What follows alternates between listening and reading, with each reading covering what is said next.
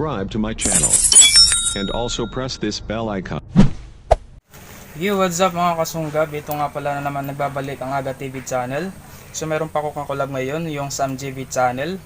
So yung gagawin namin ngayon, kasi ang content ko talaga gumagawa ko ng mga comedy, 'di ba? So ngayon medyo mas kakaiba naman kasi una kong gagawin tong content na to. Kaya di ko pa masyadong alam kung anong gagawin. Basta gagawin ko ngayon is pupunta kami dun sa yung bata na may sakit. I-vlog namin siya, titingnan namin siya kung ano yung kalagayan niya ngayon. Saka hindi pa namin alam kung anong sakit meron siya. Basta hindi na siya nakalakad at saka hindi na rin siya kumakain. Gatas na lang, no. So yun guys, samahan nyo kami para pumunta dun sa bata. So yun, yung daanan medyo maputi. Saan tayo dadaan?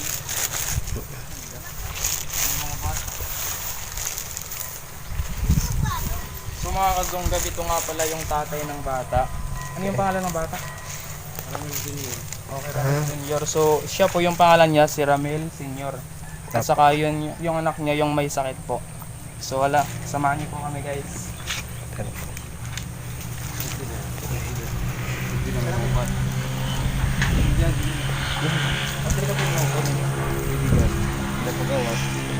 Yun po mga kasunggab, nandito na po kami ngayon sa bahay ng bata na may sakit. So i-vlog po namin siya, titingnan namin kung ano yung kalagayan niya ngayon. Kasi unang business pa lang namin pumunta dito, okay? So yun guys, tatanungin namin yung ano yung... Adi. Adi man. Ayaw ka mo nila kay... Ayaw ka mo na ano, Ramil, prayer. Kaya kang hampaggawas. Ayos na lagi. Saan yung lagain na yan, napakakuan. Sa latihin kabutang nasugad. Di nakakalakad, di nakakalakad. Oo, di nakakalikid nga ni... Nakakamgat Yung liso lang hiya. Ano yung sakit? Nakalimutan ko. Meningitis. Meningitis. Oo, so yun. Dito nila na. Hiya. Saan hiya? Ginasilod na nga ni... What's up mga kasunggab, nandito na po kami ngayon sa loob ng bahay ni nanay. Sino pangalan mo, Nay? Ibab Abad. Ikaw po yung lola ng bata. Oo. So siya po yung lola, saka ito yung... Nanay. Siya po yung nanay, si nanay. Isa. Nanay Isa, siya yung tatay. Sa pera mo. Ramil. Okay po. So ito po yung bata mga kasunggab, tingnan niyo po siya. Ako, una ko tong content na ginagawa na katulad nito, na mag-video sa isang bata. Kasi hindi naman talaga ito yung content ko. Comedy po yung ginagawa kong content. Pero, ayun nga, kasi sa akin naman to channel. So, ako, gumagawa ko ng mga random videos. So, ayun, naisipan ko ngayon dahil wala akong magawang content. Pero, ito is all about content lang po. Wala po kaming anong masamang intensyon. Gusto po namin makatulong, bagkos. So, ayun po sa lahat ng nandyan na makakapanood ng aming vlog for today. Ito po si Ramil Jr. po. Okay po. Yun po. Kung titingnan niyo po siya sa kanyang kalagayan ngayon, sobrang hirap na po kasi almost 3 years na po niyang dinadanas yung kalagayan niya ngayon. Tapos ngayon meron pa siyang Pinubo na. anong tawag yan? Dusipila po. So yun guys, kung sino man dyan po yung mga mayroong mabubuting loob dyan, yung mga may kapas para makatulong sa kanya, sa kanyang kalagayan. So syempre guys, pwede po kayong mag-comment dyan sa YouTube, or pwede rin nyo pong i-PM sa akin through Messenger, or pwede din sa kanila mismo. Hingi ako sa kanila lang contact number nila, saka ilalagay ko dyan sa description link. Then ito yung i-mention ko na lang po yung mga yung mga kilalang vlogger dyan. Alam kong meron po kayong mga mabubuting loob, kung sino man po dyan ang nakakaluwag-luwag. At syempre yung talagang may kapas para makatulong sa kanya. Kasi para sa akin, awang-awa po ako dito sa batang to. Di ba syempre, sobrang tagal nun, almost 3 years na paghihirap, my goodness. Sobrang hirap nun sa kanyang murang edad, 4 na taong gulang pa lang po siya mga kasunggab. So, pasensya na mga kasunggab, hindi talaga ako as in parang naninibago ako sa content ko ngayon kasi hindi naman talaga ito yung content ko, pero as of now gagawin ko to para sa batang to, para makatulong din ako sa kanya. Syempre ito yung kakolab ko si Sam.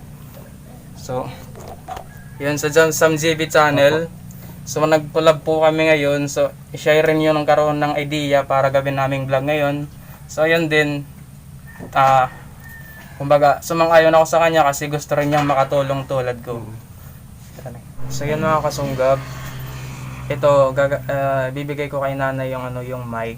So by the way may mic na pala kami. So ngayon guys, hindi ko kasi alam kung ano talagang pinagmulan ng bata. Kaya gusto ko yung nanay mismo yung magsabi kung paano siya nagkaganito, kailan pa siya nagkaganon, tapos kung bakit naging ganon din yung kanyang sitwasyon ngayon. So si Lola po yung may alam ng lahat, kaya ibibigay ko po sa kanya yung mic para magsalita. Ito po nanay. Inimanggod niya akon, apo, nagtikang anayahin ni kasugad, 9 months pala hiya, tikang pagkabibi. Tikang Mga kapay nga, magandang tanghali po sa inyo lahat nanonood dito sa amin. Dito po para sa aking anak. Ito pong kwento ko sa inyo. Pagkahaya makinig. Sige na tayo, wala pa ito. Nung nasa akin pa itong anak ko, kasi umalis po yung nanay nito, pumunta ng Maynila. Iniwan sa akin 9 months. Nung makalakad po siya, mag-1 taon siya. Nung nakakalakad na po siya. Kasi itong bata na to, ano siya, sabi. Noong araw na po yun, nung hapon,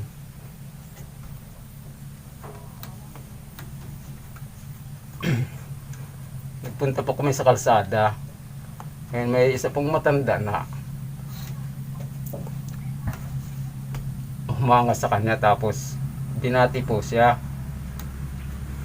Ngayon po pagpunta po namin kay auntie, binigyan po siya ng isang tinapay. Kumain po siya. Nung nakaupo po siya, natumba po siya, tapos umiyak siya. Nung pong umiyak siya, tinanong ko kung ano. Hindi naman siya sumagot. Tapos sinahatak po niya ako, papauwi. Punta po sa amin. Umuwi po kami. Pagdating po sa bahay, kumain po kami.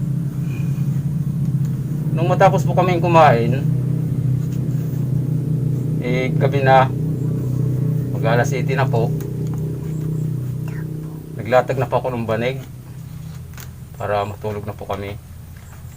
Yung nakakapagtalang po, kasi pag umpisa pong pumasok kami dun sa loob ng musket, nakikipaglaro muna siya sa akin. Yung pong gabing yun, hindi po siya nakipaglaro, bigla po siya humiga. Nagtabi po kami. Nung magtabi na po kami sa paghiga, tumingin po siya sa akin. Paglingon po niya, biglang suka po. Sumuka po siya. Maraming suka. Doon po, nagulat po ako at saka nataranta. Tinawag ko po yung pamangking ko, si Benjamin Alvarez. Punta po kami ng Balanghiga. Pagdating po ng Balanghiga, sa hospital ng Balanghiga, doon po sa kinumbulsyon. Nung sabi po ng doktor, humihingi ko ng tulong sa doktor. Sige lang, punas lang daw, tubig. Punas. Nung tanungin ko yung doktor, sabi ko, Dok, parang hindi kaya kakunin niyo dito yung anak ko. Daling ko po ito ng Tacloban. Sabi niya, kayo lang.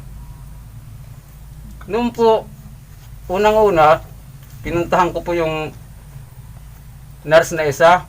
Sabi ko, nurse, tulungan niyo po ako. Nung tanungin ko po na, dadalhin ko yung anak ko sa Tacloban, ang sagot po sa akin ganito, wala pong gasolina, tsaka sira, yung ambulance. Sabi ko, hindi ba dalawang ambulance dyan? Yung sagot naman, walang driver.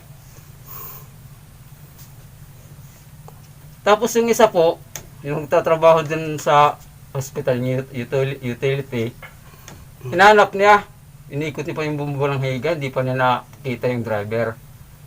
Yung masaklap, inabutan kami ng kinabukasan ng alas 3 bago kami doon po ako nagalit. Sabi ko sa sarili ko, siguro, sa tagal ka ako ng istambay namin sa hospital. Ito na siguro yung ano ng anak ko. Kasi, yung anak ko kasi, ang awahan na ako. Ano na siya, kumatos na eh.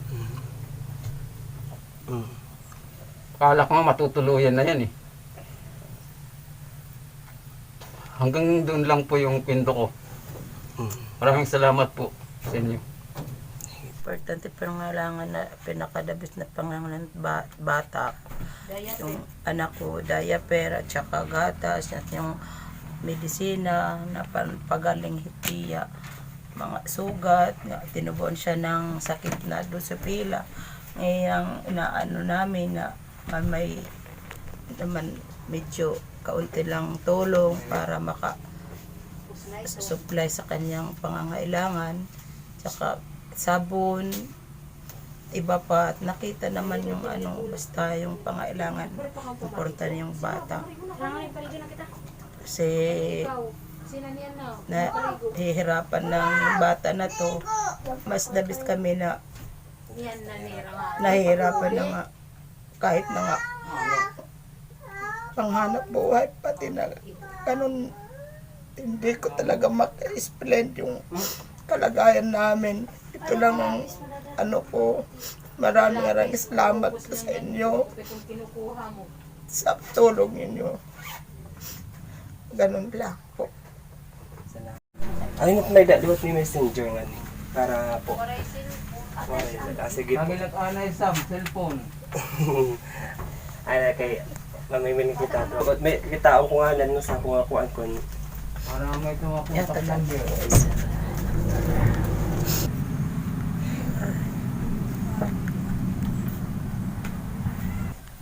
Ayun, magandang umaga guys, mga coins dyan. Ito pala yung ako yung sa Samgabi channel or Samgabito channel na po yung kasi yung tawag sa channel ko. Yun. Nandito po kasi kami kay Nanay Evelyn para makatulong sa baby niya na may sakit. Hindi pa namin alam kung ano talaga yung main cause or sakit niya talaga. Kasi sa makikita natin din sa video kanina, kung ano yung kalagayan niya. Sobrang nakakawa po. Kaya andito po kami para makatulong. At na-share namin tong video kung sakali man sino po nakakapanood. Kahit pag-share at saka panalangin, malaking tulong na po yun sa pamilya nila. Kaya guys, kung sino man yung may mabuting kalooban na gustong bumigay ng tulong, kahit yung tulong, malaking bagay na yun para sa pamilya nila Nanay Evelyn tsaka sila Tatay Pamela. Yun lang po guys, gusto lang namin itong i-share. Huwag nyo lang kalimutan po yung panalangin sa amin, sa pamilya nila para makatulong po. Yun lamang po guys, have a good day po. Hanggang dito na lang po yung aming vlog ngayong araw na to. So sana po mga kasunggab, lahat ng nanonood po dyan, makakakita sa sitwasyon ng batang to, makatulong. Pwede po kayong magbigay ng tulong kung ano yung kaya nyong maibigay para sa bata, para po sana makatulong po sa bata na to. So maglalagay po kami ng ng number dyan sa description, nilalagay ko po yun dito sa baba. Okay, tingnan nyo na lang po yung number ng kanyang yung kanyang lola. Tapos pwede niyo pong i-message sa kanya directly kung ano yung tulong na may bibigay niyo sa kanila. At syempre open din yung messenger ko. Pwede rin yung sa kanilang mga messenger accounts, FB account nila. Hihingin na lang din po namin, sa ilalagay ko din sa description link below dito sa YouTube channel ko. At the same time, pwede rin po kayong mag-comment direkta dyan sa comment section ng aking YouTube channel. At then, doon din kay Sam JB channel, pwede rin din kayo din mag-comment doon. So yun po, unang ko na po dito, i-mention ko lang po dito yung mga taong meron talagang kapas para makatulong sa kanya. Yung mga sikat na sa pagbablog, yung kumikita sa pagbablog. Kasi alam niyo mga kasunggab, kung ako lang yung mayroon ng income sa pagbablog, tutulong din po ako. Pero but now, wala pa talaga akong kayang maibigay kasi ako nga mismo, hindi pa ako kumikita sa pag-vlog. Pero I hope so. Sana soon makamit ko rin yun.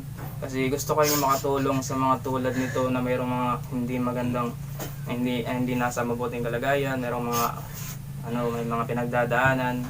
So yun po mga kasunggab, wala na po akong maraming sasabihin kasi parang malapit na rin akong maiyak dito. So yun po, have a good day. God bless and stay safe. Thank you po sa inyong panonood. Huwag niyo pong kalilimutan i-subscribe, click the notification bell para updated po kayo sa aming mga bagong vlog. Thank you po.